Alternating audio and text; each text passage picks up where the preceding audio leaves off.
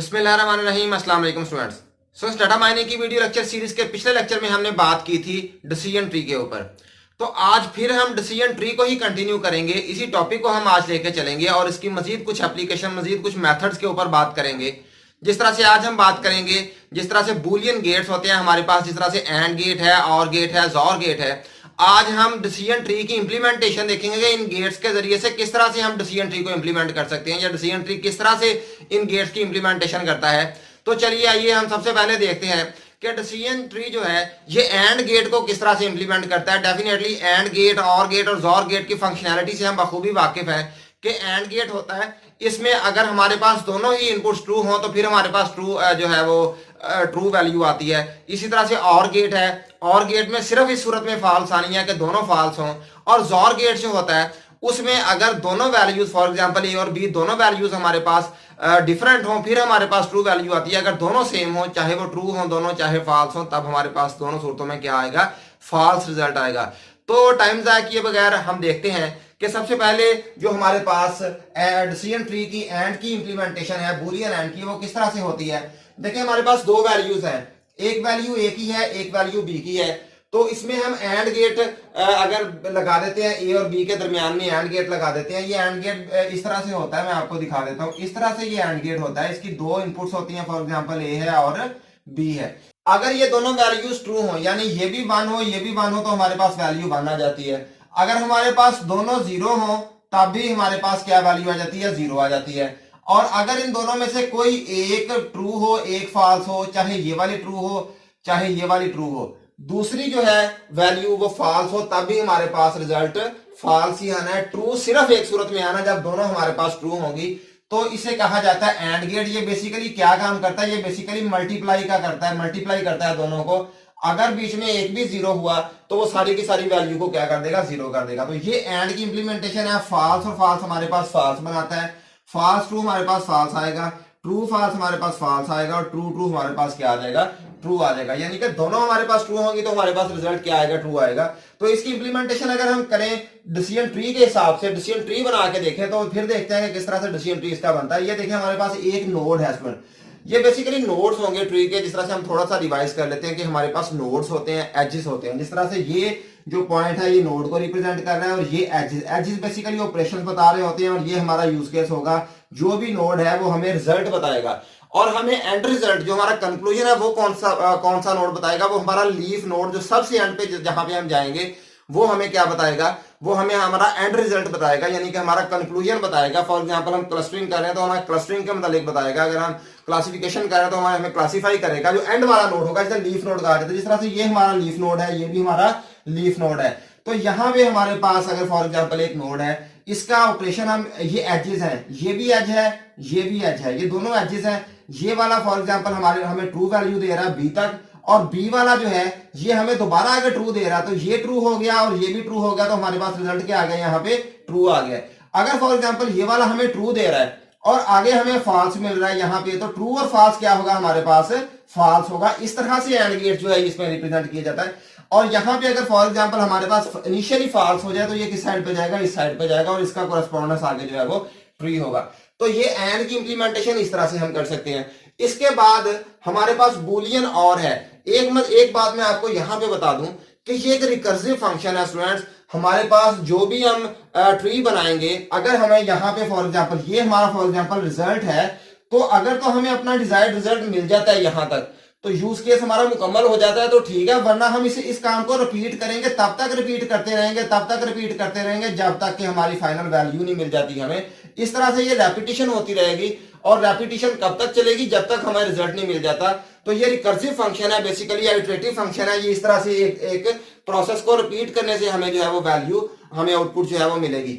इसके अलावा एक और बात मैं आपको बताऊं कि यहाँ पे हमने क्या किया, यहाँ हमने सिर्फ देखें, यहाँ पे ये फर्स्ट नोड है, ये हमारे पास सेकंड नोड है, और थर्ड नोड पे जाके हमने काम को एंड कर दिया है। लेकिन ऐसा भी हो सकता है कि एक ट्री जो है वो ज्यादा डेप्थ तक जाए, उसका लीफ नोड जो है वो बहुत ज्यादा नीचे जाके हो। और इसके अलावा 1 से 2, यहाँ पे हम कितनी क्या कैलकुलेशंस कर रहे हैं, 2 कैलकुलेशंस कर रहे हैं। जबकि फॉर एग्जांपल अगर हम जॉर की बात करें तो यहाँ पे हम ए बी सी भी साथ इसके इंक्लूड कर सकते हैं।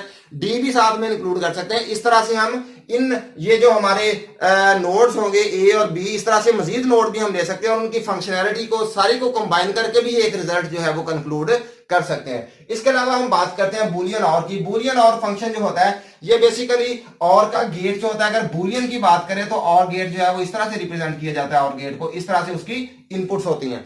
अब और गेट बेसिकली क्या फंक्शन परफॉर्म करता है, ये प्लस का फंक्शन परफॉर्म करता है। जिस तरह से मैंने आपको बताया कि ये किसका एंड मल्टीप्लाई का ऑपरेशन परफॉर्म करता है, और ये जो और होता है ये प्लस का फंक्शन परफॉर्म करता है।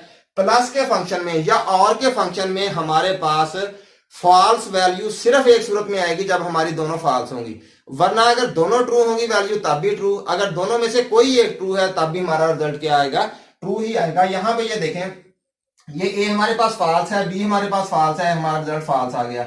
फॉल्स ट्रू हमारे पास ट्रू आ गया, ट्रू फॉल्स हमारे पास फॉल्स है, क्योंकि जमा कर रहा है। ये जमा में आप देख लें कि 0 + 1 हमारे पास क्या आएगा, 1 आएगा, 1 + 0 हमारे पास क्या आएगा, 1 आएगा। तो ये इस तरह से काम करता है। जबकि अगर यहां पे बात करें तो 0 × 1 0 आएगा, 1 × 0 जो है वो भी क्या आएगा, 0 आएगा। तो यहाँ पे जो है वो हमें ज्यादा वैल्यूज ट्रू ही मिलेंगी, कम हमें फॉल्स मिलेंगी। और इसका अगर हम रिप्रेजेंट करें इसे ट्री के साथ तो ये बिल्कुल ऐसे ही है जैसे हमारे पास यहाँ पे एंड की रिप्रेजेंटेशन है। यहाँ पे हमारे पास एक नोड है, अगर हम ए को, ये हमारे पास जो एज है ये क्या ऑपरेशन परफॉर्म कर रहा है, फॉल्स हमें ऑपरेशन बता रहा है। ए बी जो है यहां तक ये फॉल्स है, और बी से अगर हम यहां तक आए, इस नेक्स्ट नोड तक आए, तो यहां पे हमारे पास जो आएगा वो फॉल्स और ट्रू, हमारे पास ट्रू वैल्यू आ जाएगी।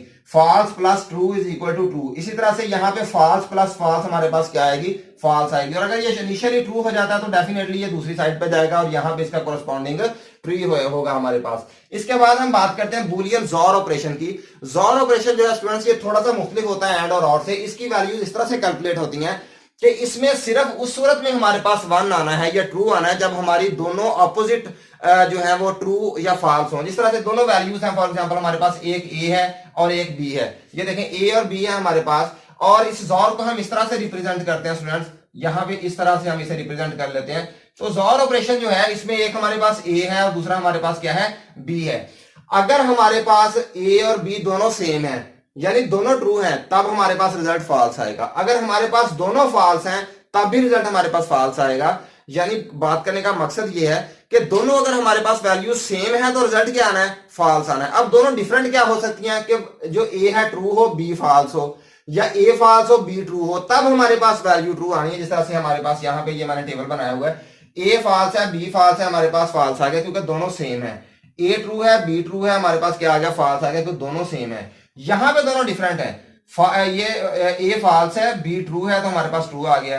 ए ट्रू है, बी फॉल्स है, हमारे पास क्या आ गया, ट्रू आ गया, क्योंकि दोनों डिफरेंट है। इस वजह से हमारे पास रिजल्ट क्या आएगा, ट्रू आएगा। हम इसका ट्री जो है वो भी यहाँ पे बनाया हमने जॉर का, कि ये ए है नोड हमारे पास, ये फॉल्स हो गया और ये भी फॉल्स हो गया, हमारे पास क्या आ गया, फॉल्स, क्योंकि दोनों सेम हो गई हैं। ये फॉल्स है, इस साइड पे जाएंगे राइट पे तो ये ट्रू मिलेगा, तो रिजल्ट क्या आ गया, ट्रू हो गया, क्योंकि ये दोनों ऑपोजिट है, ये फॉल्स है, ये ट्रू है। इसी तरह से यहाँ पे आए अगर इस साइड पे, तो ये ट्रू है, ये फॉल्स है, हमारे पास क्या आना चाहिए, ट्रू आना चाहिए। ये देखिए ट्रू आया, ट्रू ट्रू हमारे पास क्या आना चाहिए, फॉल्स आना चाहिए, क्योंकि दोनों सेम है, यहाँ पे दोनों मुख्तलिफ है, इसलिए हमारे पास रिजल्ट है। तो ये इस तरह से हम जो है वो रिप्रेजेंट कर सकते हैं अगर हम बूलियन की इंप्लीमेंटेशन एंड गेट की, और गेट की या जॉर गेट की करना चाहें। तो अभी तक स्टूडेंट्स हमने बात की थी दो एट्रीब्यूट की। अगर हम दो लेवल तक जो है वो जॉर ऑपरेशन को परफॉर्म करें तो हमें जो रिजल्ट आता है वो हमारे सामने, हमने अभी इसे देखा है। लेकिन अगर हम एट्रीब्यूट्स को बढ़ा दें, यानी 3 एट्रीब्यूट्स है, इससे भी ज्यादा एट्रीब्यूट्स अगर हम करने की कोशिश करें, तो डेफिनेटली हम मजीद किसी नई आउटपुट पे पहुंच सकते हैं। अगर तो हमारी रिक्वायरमेंट पूरी हो रही है 2 एट्रीब्यूट्स तक, तो वेल एंड गुड। अगर हमारी रिक्वायरमेंट जो है वो 2 एट्रीब्यूट्स तक पूरी नहीं हो रही, तो डेफिनेटली